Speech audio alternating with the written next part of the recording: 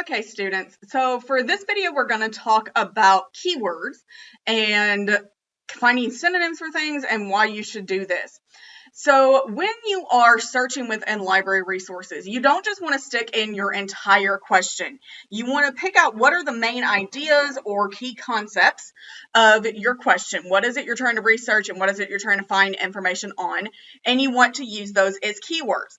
So perhaps you're wanting to research what is the most effective way to use mobile technology in classrooms for high school students. So our key ideas for that, our key concepts, would then be mobile technology, classrooms, and high school. We'll add students to that. Okay. So when we're thinking about keywords, though, lots of times you have many different synonyms for words, and library resources and even Google are not perfect at understanding that sometimes synonyms mean the same thing.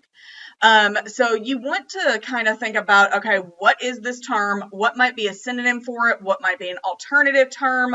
Other times you might want to start breaking down what are the components of this. So for example, if we're talking about mobile technology, well, what are we talking about specifically? You could be talking about cell phones. Another term for that would be smartphones. You could be specifically talking about specific types of smartphones. So we're using Apple and iPhone versus maybe Android. You could also be talking about iPads, or another word for that is tablets. So you're seeing, you're getting this idea of mobile technology. I'd also even add in laptops within there because they can be moved around much more so than desktops, so they still are considered part of mobile with technology. So you get this very academic term of mobile technology. Well, what are we talking about with that? So we're breaking that down into different components with it because you're probably going to find articles that specifically just talk about smartphones. You're going to find articles that talk about tablets and the benefit of that. So you get these little pieces that could all tie into this bigger theme of mobile technology. Other times, you might have more one-for-one synonyms. So what is another way to say high school students? A very academic way to say that would be secondary school. So whereas you get primary and elementary school, you get secondary school, and then university is often called higher ed with that, so higher education. You could be specifically giving grades 9 through 12. You could be giving age ranges to this. So we're looking at who are high school students. What's another term for these people? Typically teenagers. We might want to say young adults, adolescents. So those are all very kind of direct one-for-one type of synonyms that teenagers and young adults, adolescents pretty much mean the same thing. So sometimes when you're looking at keywords, we do want those very direct one-for-one synonym. For example, looking at that down here, the term woman,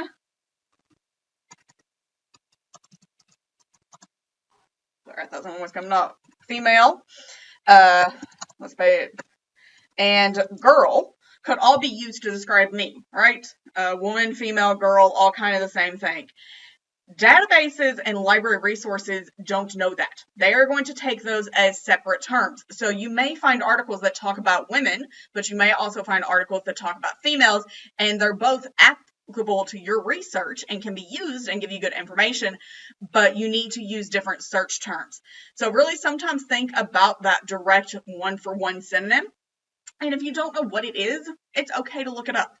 It's okay to Google what is a synonym for this. Sometimes our brain goes blank. Lots of times I've asked students, what is a synonym for female? And they just give me this deer in headlights look like I'm trying to trick them. No, I'm really asking for the simple question. But sometimes our brain goes blank and you can't think of it. That's okay. It's all right to look it up. I promise. So type that into Google. So coming back, so we got mobile technology, classrooms, and high school students. Okay, classrooms. You could just be saying school. You could be saying, okay, I'm not thinking of a direct education. Okay, so we're kind of thinking about with classrooms, I'm trying to get, well, what do we do in classrooms? What is the purpose of mobile technology in classrooms? What is the purpose of classrooms in general sort of deal? So this is where you're getting education, you're getting learning within it. You kind of classrooms in school would be a good synonym for it. So sometimes we think of adjacent terms, that classrooms and education aren't synonyms of each other, but it could be an alternative keyword because you're really getting at the heart of what do I mean by this statement. So what do I mean with the term of classrooms and how it relates to my topic? What am I trying to accomplish in that classroom? Another one could be instruction for that as well, or teaching. So we are using the mobile technology to teach in classrooms. And so you could really get with the idea, instead of using classrooms, say mobile technology teaching in high school students, because that's what you're trying to really get within there, that idea. So hopefully you're kind of seeing some of what I'm getting at with this. Another good example, let me add in a new table. A few years ago, I had a student who came to the reference desk. This is when I was at another university, looking for information on heroin use and end-of-life treatments. He sent us an email asking for help and said he had to have peer-reviewed information on this topic, and he was really struggling. Well, when I first got this email, I thought, okay, he just doesn't know where to go. I'll show him how to use the databases, and we'll find him some info, easy peasy question. But when I actually started digging into the databases, I found absolutely nothing. I mean, big old goose egg zero of nothing. We even went to Google and could not find anything on the terms heroin and end-of-life treatments. I think we found like maybe 1 or 2 mentions of it in a newspaper article. But we were going back to the student, emailing back, trying to get more info about what is it you're talking about. So we really struggled with this question, 1, because it was a difficult thing, but 2, because the student wouldn't talk to us. He sent us that one email question and then never answered any of our follow-up emails. If you are asking for help from a librarian, you gotta talk to us. Sometimes we need to have a conversation to dig into what is it you're actually looking for. So breaking down this keyword process is you're looking inside your own brain of what is it I'm actually trying to explore. So first thing I started looking at, okay, well, if heroin and end-of-life treatments isn't coming up with anything, he had to come up with this topic idea from somewhere. And I'm sorry, I'm in my office. I'm getting the train going past. Gotta see if I can let the whistle go on. Okay, it's quieter now. Okay, so end-of-life treatments. That was the first place I started looking for alternative keywords. When I was thinking of this, I was thinking being very literal and thinking of treatments to end your life. So I was thinking of death, things that cause death. I started thinking of assisted suicide, also known officially as euthanasia. So this is where you are dying of cancer or some illness, or you're paraplegic and can't use your arms and your legs, and so you are choosing to take medication that will end your life so you can die peacefully and stop suffering. So I kind of started playing with this idea of heroin and euthanasia, heroin and assisted suicide, seeing what I could find out there. Still was finding nothing. It was really weird. So I started thinking, okay, well, what is the academic term for heroin? Heroin is a common term. It's something that everyday people use. What do the actual scholars and medical experts use to describe this? So sometimes when you're thinking of, I'm looking for alternative keywords, we want to think, is there a more official and academic term, or would there be a more common everyday term for this? Because most of the time when you're searching, you're going to get information that is good for results and gets you good information using both the very common layman's everyday vernacular as well as this official academic terminology. Now, I'm going to be honest. When I started searching for this, I did not know what the chemical name for heroin was off the top of my head. I'm not a walking drug dictionary. Do you want to know what I did?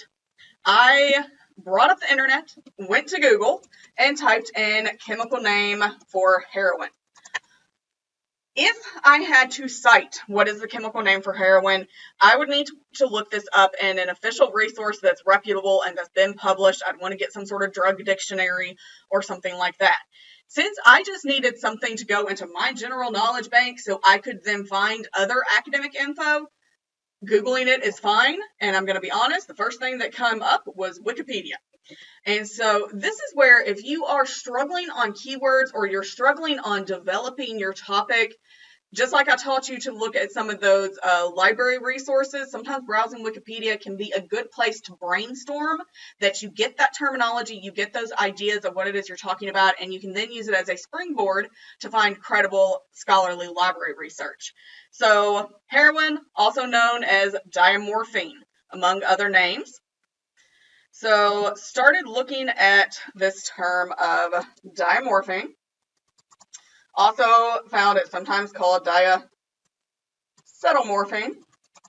The root of that word is probably something you recognize, morphine. So morphine, if you are not aware, is a very prescription opioid painkiller. This is what they give you when you've had major surgery in the hospital. It's very highly regulated, also very addictive. What I didn't know before working on this topic was that heroin and morphine are basically the same thing. It's how they're administered and how they're created that is different and how they're regulated. But once they're in your body treats heroin and morphine as exactly the same substance. So the idea behind that of this is really what we were looking for, was this idea of morphine and diamorphine specifically. So searching for the term diamorphine and assisted suicide and euthanasia, started getting some results, actually started seeing some things come up specifically that were peer reviewed. Everything that came up with this term palliative care. Like it was, every single article had this either in the title, had it in the description, had it in the subject headings. So it kind of caught my eye. This is something that you should pay attention to. If you are doing searches within library resources or on Google or anywhere on your topic and you keep on seeing this term come up, that should be a red flag to you that you should pay attention to it. If you don't know what that term is, you need to look it up. Now, at the time, I didn't know what palliative care was. I kept on seeing it, but I had to Google what it was.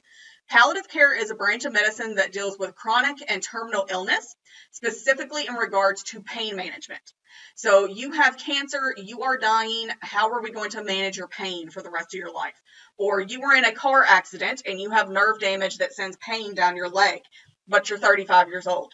How are we going to manage this pain for the rest of your life? That is palliative care. So it deals a lot with chronic pain management. Once I put in that term palliative care and diamorphine, peer-reviewed research lit up like a Christmas tree. I had to find the search terms that the academics and the authors and the scholars were using to talk about their ideas. Now, this is a slightly extreme example. Typically, when you put in your first set of search terms, so this heroin use and end-of-life treatments, it was very, very unusual to get 0. That freaked us out. I was working with another librarian on this, and we were just completely flummoxed. So if you stick in mobile technology classrooms and high school students, you're going to get lots of good information. You're not going to get everything there is, though. So this is why you need to play around with your keywords. You need to also accept that you're going to have to do multiple searches, because you're going to get good information saying mobile technology in high school students and classrooms, but you're also going to get good information talking about smartphones in classrooms and high school students. And it's not going to be the exact same info, but it's still relevant to your topic, still relevant to your research project.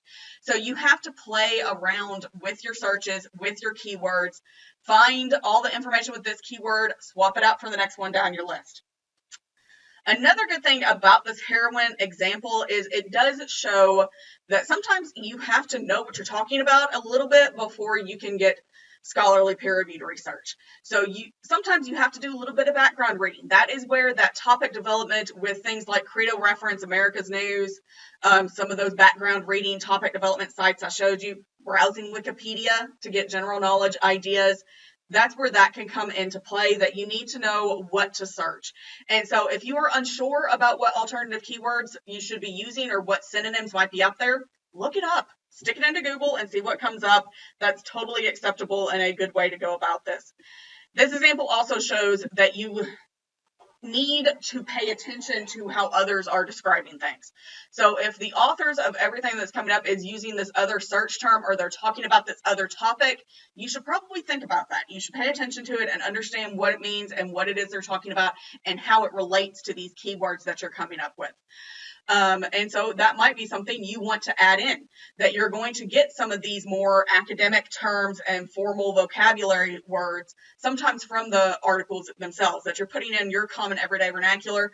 Look at what terms are they using to describe this, and the title and the subject headings and the actual full text of the article. Play around with what terms they're using, and then you can add that to your list.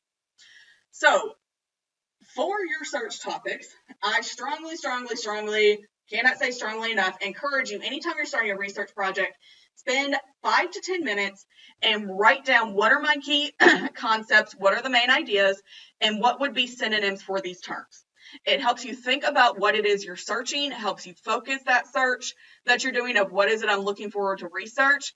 It also helps you create this list so that if you get stuck, that you're not getting research that's valuable to you, or you're getting nothing, you already have a path to go around it with your topic. You don't have to say, okay, well, there's no research on this topic, I got to find something else. That's probably not the case. It's probably just the terms you're using. So sit down, brainstorm, jot things down. This is an area where you are brainstorming. There is no right or wrong answer. Put everything down that comes to your mind. See what sticks, see what is useful. So another reason for this is actually writing them down somehow makes it so that you remember it. It keeps what is called a research log. So as you get into your upper level classes, especially if you're going to grad school and you're doing something that does more qualitative or quantitative research studies, lots of times your professors are going to require you to keep what is called a research log. This is just a record of what you searched, how did you find it, what did you find, and how are you using that in your paper. So it's keeping up with your research process in a more formal way. Y'all are going to have to do this in your final project in that method section. So for each of the 10 sources you're going to give me for your final project, you have a 25 to 100 word method section where you're going to have to tell me where you found this, what search terms you used, did you add any limiters to your search, how did you find this article or book or source that you're citing. So keep up with this. So actually having your keywords written down helps you remember that. It also helps you keep from forgetting. We sit there and we think about our topics and we think, oh, I'm going to remember this. No, you won't. I promise you, no, you won't. Write it down. I don't care how you write it down. You can put it into a Word doc like this and save it to your Google Drive, save it to a flash drive, save it until you have a permanent copy of it. You could write it down on a Post-it note and stick it in your textbook. Don't care. Do something. Do something to sit down and think, what are my main concepts? What keywords am I using to search this? How am I playing around with my search? And write those down and keep record of it. It's really important. About 50% of the questions we get as librarians deal with keywords. They don't know that's what they're coming to ask about. They don't know that that's their problem and why they can't find information on it. But that's what it boils down to, is not where they're searching or the topic they've chosen. It's how they're searching for information on it. So a good 50% of the questions we get at the reference desk in the library kind of deal with what keywords are you using? How are you describing this? So this process is really important.